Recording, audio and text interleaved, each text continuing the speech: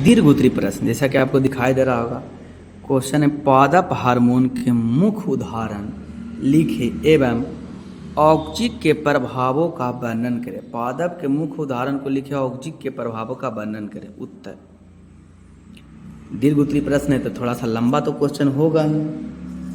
पादप हार्मोन के मुख्यतः उदाहरण, पहला auxin, gibberellin, cytokinin, abscisic acid, ethylene. कह रहा है इनमें ऑक्सीजन के प्रभाव को, ऑक्सीजन के प्रभाव को कहा निकाले। तो कुल इतना हो गया, 5 हो गया। ऑक्सीजन के प्रभाव का वर्णन करे कहा तो उसका वर्णन भी कर देते हैं। ऑक्सीजन के प्रभाव देखे डैश, डैश यानी कि एरो दे दीजिए आप। पौधे के स्तंभ शीर्ष पर मुख्यतः संश्लेषण होने वाली एक कार्बनिक यौगिक कोशिका विभाजन एवं कोशिका दीर्घन में सहायक करता है। जब पौधे पर प्रकाश पड़ता है तो ऑक्सीजन प्ररोह के छाया वाले भाग की ओर विसरित हो जाती है, छाया वाले भाग पर विकसित हो जाती है। फिर कोशिका दीर्घन के द्वारा ये ऑक्सीजन तने की वृद्धि में सहायक होता है। यदि स्तंभ का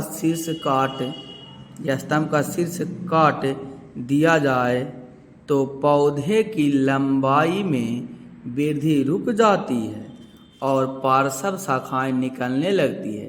ये प्रायः बीज रहित फलों के उत्पादन में सहायक होता है। कौन देने योग्य बात? तो सर ध्यान देने योग्य बात तो कौन लर है? तो सर क्लियर तो रहबे करेगा। तो चलते हैं परा संख्या कितने की ओर? 2 की ओर। क्या कह रहा परा संख्या 2? तो कह रहा सर परा संख्या 2 कह रहा है, वृद्धि नियंत्रण पदार्थों से आप क्या समझते हैं? पौधों में रासायनिक समन्वय कैसे होता है? तो उत्तर होगा, पौधों की जैविक क्रियाओं के बीच समन्वय स्थापित करने वाले रासायनिक पदार्थ पादप हार्मोन या फाइटो हार्मोन कहते हैं। ये पौधे की विभिन्न अंग में बहुत लघु मात्रा में पहुंचकर वृद्धि एवं अनेक उपापचय क्रियाओं को नियंत्रित एवं प्रभावित करता है। इनके संश्लेषण का स्थान इनकी क्रियाओं के से दूर होती है एवं ये विसरण द्वारा क्रिया क्षेत्र तक पहुंचता है। बहुत से कार्बनिक यौगिक जो पौधे से उत्पन्न नहीं होते हैं परंतु पादप हार्मोन की तरह ही कार्य करते हैं, उन्हें भी वृद्धि नियंत्रण पदार्थ कहा जाता है। पौधे की विशेष कोशिकाओं द्वारा कुछ रासायनिक नियंत्रण स्रावित होते हैं जिन्हें पादप हार्मोन कहते हैं। विभिन्न के पादप हार्मोन वृद्धि व विकास तथा बाह्य वातावरण के साथ समन्वय स्थापित करता है। ये पादप हार्मोन क्रिया स्थान से दूर कहीं स्रावित होकर विसरण द्वारा उस स्थान तक पहुंचकर कार्य करते हैं। कौन देने योग्य बात? ध्यान देने योग्य बात तो कौन लर है? तो सर क्लियर है। पढ़ लो चाहे कहीं से, प्रश्न तो बनेगा यहीं से। चलते प्रश्न संख्या 3 की ओर। प्रश्न संख्या 3 क्या कह रहा है जो देखते हैं। प्रश्न संख्या 3 कह रहा है, जिबरेलिन्स एवं साइटोकाइनिन के कार्यों के विवेचना करें। उत्तर, जिबरेलिन्स के कार्य, पहला कोशिका विभाजन, कोशिकीय दीर्घन द्वारा ये पौधे के स्तंभ की लंबाई में वृद्धि करता है। दूसरा, इनके उपयोगी से बृहत आकार के फूलों का उत्पादन किया जाता है। तीसरा, बीज रहित फलों के उत्पादन में ये सहायक होते हैं। चौथा, इसी को का जो था जिबरेलिन का कार्य। अगला देखते हैं साइटोनिन के कार्य, देख के डैश दीजिएगा आप, क्या चाहिए तो इस तरीका से, एक तरफ जिबरेलिन, एक तरफ क्या लिख लीजिएगा साइटिन। साइटोकाइनिन के कार्य, ये जीर्णता को रोकता है एवं पर्णहरित को काफी समय तक नष्ट नहीं होने देता है। तीसरा, इससे पत्तियां अधिक हरी और ताजी बनी रहती है। तीसरा में फलों और बीजों में इसकी सांद्रता अधिक रहती है। कौन देने योग्य बात, ध्यान देने योग्य बात। तो कौन लर है तो क्लियर है। दोस्तों यदि आपको अच्छा लगेगा तो लाइक कीजिएगा और शेयर कीजिएगा और सब्सक्राइब भी कीजिएगा। चलते हैं परा संख्या कितनी की ओर, तो सर परा संख्या 4 की ओर। क्या कह रहा है परा संख्या 4? परा संख्या 4 कह रहा है तंत्रिका कोशिकाओं या न्यूरॉन की संरचना का सचित्र वर्णन करें। उत्तर, तंत्रिका कोशिकाएं न्यूरॉन संदेशों का संवाहक करने वाली मूल इकाई हैं। यह विशेष रूप से लंबी होती है। इसमें जीव द्रव्य से घिरा हुआ केंद्रक होता है। जीव द्रव्य से डेंड्राइट्स नामक अनेक छोटी छोटी शाखाएं निकलती है। इस शाखाओं में से एक शाखा अधिक लंबी होती है। इसे एक एक्सॉन कहते हैं। क्या कहते हैं? एक्सॉन। यह संवेदों को कोशिकाओं से दूर ले जाती है। कोई भी तंत्रिका कोशिका सीधी दूसरे तंत्रिका कोशिकाओं से जुड़ी हुई नहीं होती है। इसके बीच कुछ रिक्त स्थान होते हैं जिसमें बहुत ही समीप का संवहन होता है। इस अंतर्ग्रंथ कहते हैं। यह हमारे पैरों में दर्द है तो इसकी सूचना पैर में स्थित संवेदी तंत्रिका कोशिकाओं के डेंड्राइट ग्रहण करता है। तंत्रिकाएं कोशिका उसे विद्युत संकेत में बदल देता है। यह विद्युत संकेत तंत्रिका के द्वारा प्रवाहित होता है। अंतःग्रंथ में होता है हुआ यह मस्तिष्क तक पहुंचता है। कहाँ पहुंचता है? मस्तिष्क तक पहुंचता है। मस्तिष्क संदेह ग्रहण कर उस पर अनुक्रिया करता है।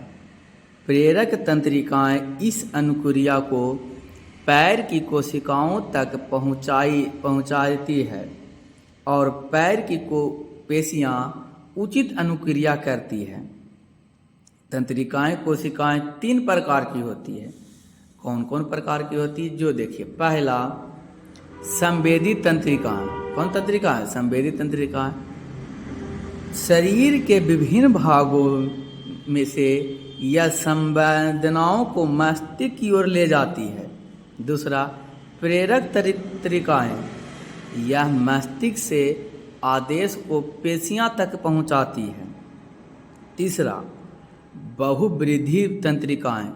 यह संवेदनाओं को मस्तिष्क की तरह और मस्तिष्क को पेशियों से ले जाने का कार्य करती है। कौन देने योग्य बात? ध्यान देने योग्य बात। कौन लर है? क्लियर है। दोस्तों यदि आपको वीडियो अच्छा लगे तो वीडियो को लाइक कीजिएगा। चैनल पर पहले बात चैनल को सब्सक्राइब और दोस्तों के साथ शेयर करना बिल्कुल नहीं भूलिएगा। अगला, बहुध्रुवी तंत्रिकाओं। यह संवेदनाओं को मस्तिष्क की तरह और मस्तिष्क से पेशियों की ओर ले जाने का कार्य करता है। क्वेश्चन कहा था सचित्र, मतलब चित्र को भी क्या करने के लिए कहा था? दर्शाने के लिए कहा था। तो चित्र को भी आप क्या कीजिएगा, दर्शा दीजिएगा। इस तरीक़ा से दिखाई दे रहा होगा चित्र का चित्रण। तो इस चित्र का क्या कर लीजिएगा, चित्रण ही पूरा बना लीजिएगा।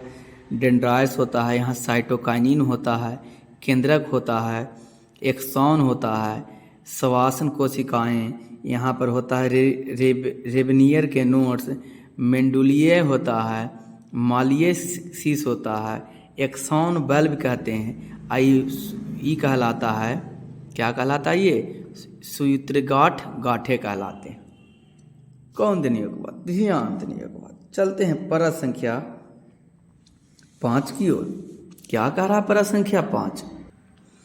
प्रश्न संख्या 5 कह रहा, मनुष्य के मस्तिष्क की संरचना का सचित्र वर्णन करें। यानी चित्र बनाना, वर्णन भी करना। तो उत्तर, मनुष्य का मस्तिष्क, देखिए डैश, मस्तिष्क एक अत्यंत महत्वपूर्ण कोमल अंग है। तंत्रिका तंत्र के द्वारा शरीर की क्रियाओं के नियंत्रण और समन्वय में सबसे महत्वपूर्ण भूमिका मस्तिष्क की ही होती है। मस्तिष्क खोपड़ी की मस्तिष्क गुहा या क्रेनियम के अंदर सुरक्षित रहता है। यह चारों ओर से तंतुमय संयोजित ऊतक की एक झिल्ली से घिरा होता है, जिसे मेनिन्जेज कहते हैं। यह झिल्ली कोमल मस्तिष्क को बाहर आघातों तथा दबावों से बचाता है। मेनिन्जेज और मस्तिष्क के बीच सेरिब्रोम्स प्लैनस द्रव भरा होता है। मस्तिष्क की गुहा भी इस द्रव से भरी होती है। सेरिब्रोस्पाइनल द्वारा मस्तिष्क को बाहरी आघातों से सुरक्षित रखने में मदद करता है तथा यह मस्तिष्क को नम बनाए रखता है। मनुष्य का मस्तिष्क एनिकशेरुकों की अपेक्षा ज़्यादा जटिल और विविक्त सतत होता है। इसका औसत आयतन लगभग 1950 ml तथा औसत भार 1.5 kg है। मस्तिष्क को 3 भागों में बांटा गया है। पहला अग्र मस्तिष्क, यह 2 भागों में बांटा गया है। क्या, प्राम मस्तिष्क और सेरिबेलम और डाइनेसेफेलॉन। तो पहला प्राम मस्तिष्क और सेरिबेलम, यह मस्तिष्क के शीर्ष पार्श्व तथा पक्ष भागों को ढके रहता है। यह एक अनुदैर्ध्य खाँच द्वारा दाएं एवं बाएं भागों में बटा होता है, जिसे प्रमस्तिष्क या गोलार्ध कहते हैं। मस्तिष्क के कहा था चित्र बनाने के लिए, तो मस्तिष्क के आप क्या बना लीजिएगा, चित्र कर लीजिएगा। तो सर कैसा चित्र का चित्रण करना है, तो आपको मस्तिष्क का चित्र का चित्रण इस तरीक़ा से करना है। क्या क्या होता है, पीछे में सेरिबेलम, इसको छोटा मस्तिष्क भी कहते हैं। साल्कस है, गायरिस है, सेरिबेलम होता है, कॉर्पस क्लोराइन है, यहीं पर ही पाया जाता है। पोंस बरोलाई पाया जाता है, और जो सेरिबेलम के नीचे वाला भाग में मेंडुला ऑब्लोगाटा पाया जाता है। फिर आगे यह मस्तिष्क का अत्यंत महत्वपूर्ण भाग है। यह बुद्धि और चतुराई के केंद्र है। मानव में किसी भी भाग को सोचना, समझने की शक्ति, स्मरण शक्ति, किसी कार्य को रोकने की प्रेरणा, घृणा, प्रेम, भय, हर्ष, कष्ट के अनुभव जैसी क्रियाओं को नियंत्रण और समन्वय सेरिब्रम के द्वारा ही होता है। कौन ब्रह्म? सेरिब्रम के द्वारा। अगला डाइसेफेलॉन, अग्र मस्तिष्क के दूसरा भाग है डाइसेफेलॉन। अग्र मस्तिष्क का यह भाग प्रमस्तिष्क गोलार्ध के द्वारा ढका होता है। यह कम या अधिक ताप के अभाव तथा दर्द और रोने जैसी क्रियाओं को नियंत्रित करता है। मस्तिष्क के दूसरा भाग जिसको कहते हैं मध्य मस्तिष्क, यह मस्तिष्क स्टेम का ऊपरी भाग है। इसमें अनेक तंत्रिकाएं, कोशिकाएं कई समूहों में उपस्थित होता है। इसमें संतुलित एवं आँखों की पेशियों को नियंत्रित करने की केंद्र होता है। तीसरा, पश्च मस्तिष्क। कौन मस्तिष्क? पश्च मस्तिष्क। पश्च मस्तिष्क का अनुमस्तिष्क या सेरिब्रम के अधरभाग में ख मस्तिष्कों के स्टेम मिलकर पश्चात बनते हैं, इसी को पश्च मस्तिष्क कहते हैं। अगला प्रश्न संख्या 6 है। क्या है प्रश्न संख्या 6? तो प्रश्न संख्या 6 आप पढ़ के बताइएगा तब तो पता चलेगा सर कि क्या है। तो प्रश्न संख्या 6, मनुष्य के शरीर में पाई जाने वाली अंतःस्रावित ग्रंथियों के नाम लिखें। उत्तर, उसमें भी नहीं, क्वेश्चन अभी और है। पिट्यूटरी ग्रंथि या स्रावित ग्रंथि, पिट्यूटरी ग्रंथि यहाँ होना चाहिए, मिस्टेक टाइपिंग। हार्मोन के कार्य का उल्लेखन करें। उत्तर हो जाएगा, मनुष्य के शरीर में पाई जाने वाली अंतःस्रावी ग्रंथि इस प्रकार है।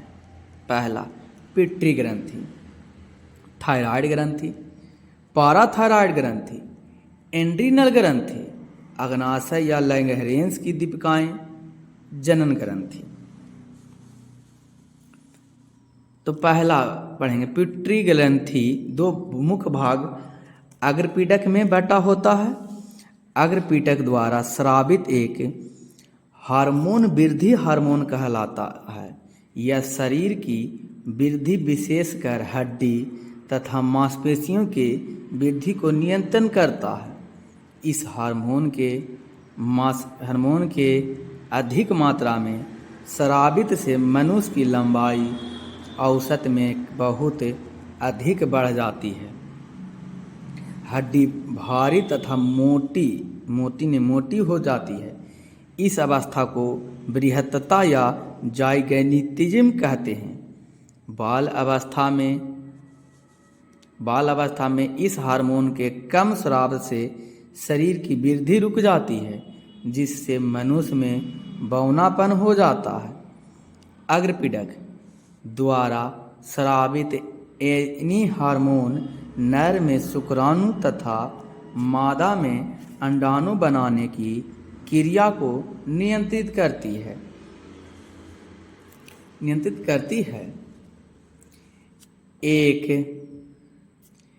एनी हार्मोन मादा में स्तनों का दूध स्राव के लिए उत्तेजित करता है। पक्षपीडक द्वारा स्रावित हार्मोन में शरीर में जल संतुलन को बनाए रखने में सहायक होता है। पक्षपीडक से स्रावित एक अंदर हार्मोन मादा में बच्चों के जनन में सहायक होता है। कौन दिन युगवा? ध्यान दिन युगवा। पढ़ लो चाहे कहीं से, प्रश्न तो बनेगा यहीं से, कौन सी पीटी से। दोस्तों, यदि आपको वीडियो अच्छा लगे तो वीडियो को लाइक कीजिएगा। चैनल पर पहली बार तो चैनल को सब्सक्राइब और दोस्तों के साथ शेयर करना बिल्कुल नहीं भूलिएगा। दीर्घ उत्तरी प्रश्न के अंतिम प्रश्न है, तो चलते हैं। क्या कह रहा प्रश्न? एंड्रीनल और जनन ग्रंथि द्वारा स्रावित हार्मोन और उसके कार्यों का उल्लेख करें। उत्तर, एंड्रीनल ग्रंथि, इसे सुप्रारिनल ग्लैंड भी कहते हैं। यह प्रत्येक वृक्क के ऊपरी सिरे पर अंदर की ओर स्थित रहती है। इनके दो भाग कॉर्टेक्स एवं मेडुला होता है। ये दोनों भाग कार्यात्मक रूप से तथा उत्पत्ति में भी एक दूसरे से भिन्न होती है। एंड्रीनल ग्रंथि कॉर्टेक्स से निम्न हार्मोन स्रावित होती है। निम्न हार्मोन क्या होती है? स्रावित होती है। ग्लूकोकॉर्टिकॉइड, यह हार्मोन भोज उपापचय में महत्वपूर्ण भूमिका निभाती है। ये कार्बोहाइड्रेट, प्रोटीन एवं वसा उपापचय का नियंत्रण करता है। शरीर में जल एवं इलेक्ट्रोलाइटिस के नियंत्रण में सहायक करता है। दूसरा, मिनरल कॉर्टिकॉइड, इसका मुख्य कार्य वृक्क नलिकाओं द्वारा लवण के पुनः अवशोषण एवं शरीर में एनी लवणों की मात्रा का नियंत्रण करता है। यह हार्मोन शरीर में जल संतुलन को भी नियंत्रित करता है। तीसरा, लिंग हार्मोन। ये हार्मोन पेशियों तथा हड्डियों के परिवृद्धि, बाह्यलिंग, बालों के आने का प्रतिमान एवं यौन आचरण को नियंत्रित करता है। उपर्युक्त तीनों हार्मोन एड्रिनल द्वारा स्रावित होते हैं। एड्रिनल मेडुला द्वारा निम्न हार्मोन स्रावित होता है। उसी प्रकार ये था एड्रिनल जननग्रंथीय हार्मोन। फिर एनिफ्रेनिक्स, यह भय, ये हार्मोन है एनिफ्रेनिक हार्मोन। यह भय, गुस्सा, उत्तेजना, तनाव के कारण स्रावित होता है। इसके स्राव से चेहरे पर तनाव, गुस्सा, भय आदि का भाव स्पष्ट दिखाई देता है। यह रक्त शर्करा की मात्रा को बढ़ाता है। दूसरा, नॉरेपिनेफ्रेन, यह हृदय पेशियों की उत्तेजनाशीलता एवं संकुचनशीलता को तेज करता है। फलस्वरूप रक्तचाप बढ़ जाता है। इस कारण रक्त में शर्करा की मात्रा बढ़ जाता है। जनन ग्रंथि, जनन कोशिकाओं के निर्माण के महत्वपूर्ण कार्य के अतिरिक्त जनन ग्रंथि अंतःस्रावित ग्रंथियों के रूप में भी कार्य करता है। अंडाशय, अंडाशय द्वारा कई हार्मोन का स्राव होता है। बालिकाओं के शरीर में यौवन अवस्था में होने वाले सभी परिवर्तनों इन हार्मोन के कारण ही होता है। वृषण, वृषण द्वारा स्रावित हार्मोन को एंड्रोजेन कहते हैं। सबसे पहले एंड्रोजेन हार्मोन को टेस्टोस्टेरोन कहते हैं। यह हार्मोन पुरुषोचित लैंगिक लक्षणों के परिवर्तन एवं यौन आचरण को प्रेरित करता है। कौन देने योग्य बात, ध्यान देने योग्य बात। काउंसलर है तो क्लियर है। दोस्तों, यदि आपको वीडियो अच्छा लगा तो वीडियो को लाइक करिएगा। चैनल पर पहले बात है चैनल को सब्सक्राइब और दोस्तों के साथ शेयर करना बिल्कुल नहीं भूलिएगा। पढ़ लो चाहे कहीं से, प्रश्न तो बनेगा यहीं से, कॉन्टेसिव पीटीसी। अंत में मैं आपको कहूँगा, छोटे को प्यार दे, बड़े को सम्मान करें। अपना व्यक्ति इस तरीक़ा से कायम रखें कि आपके साथ रह रही स्त्री भी सुरक्षित महसूस कर सके। अंत तक आपका वीडियो देखने के लिए धन्यवाद। बने रहे पवन टीचिंग सेंटर के साथ, पढ़ते रहें, यूँ ही आगे बढ़ते रहें।